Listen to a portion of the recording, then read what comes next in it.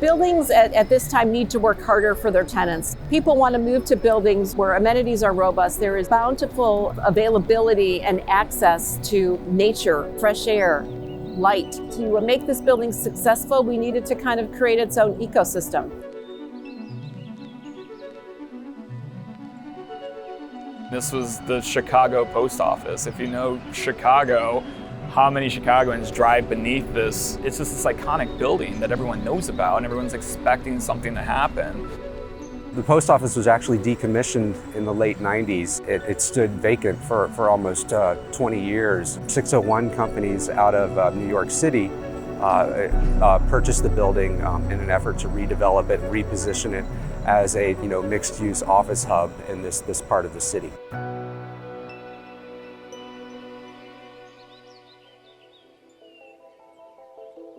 It was a little intimidating coming up here on the first day. It was winter. I think it was January. It was very cold. The masonry was falling apart. The waterproofing had to be redone. The whole structure was really in decay.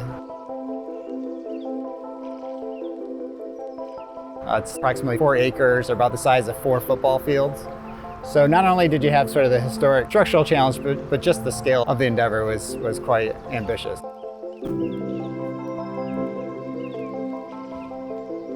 One of the first things we did was sort of an analysis of park spaces and open spaces within a 5-minute walk of this project. And we saw, hey, there's not a lot of park space. There's not a lot of places where people can go and grab a bite of lunch outside and be around nature. So we originally conceived this as the park for this city unto itself.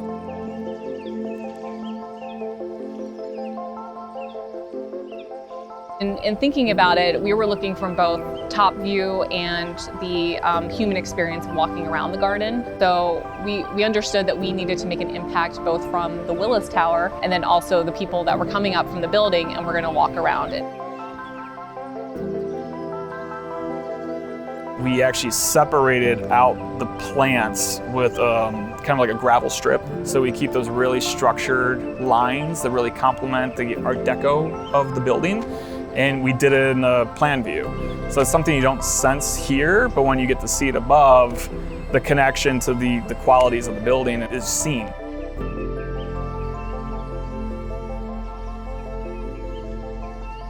A lot of the pathways and all the planting zones you see on site are restricted to a minimum pounds per square foot.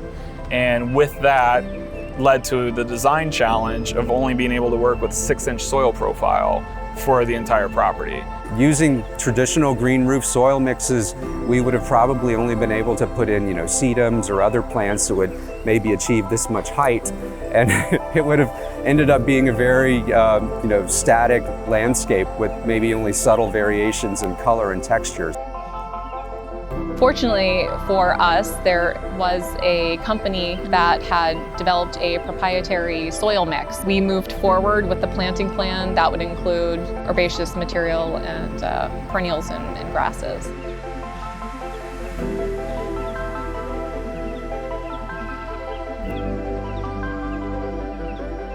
When you take a building of this scale, you have to be creative in how you turn it around and reposition it for its new life, for its second act. These re-envisioned rooftops have a real potential for playing a critical role in really breathing new life to these historic properties.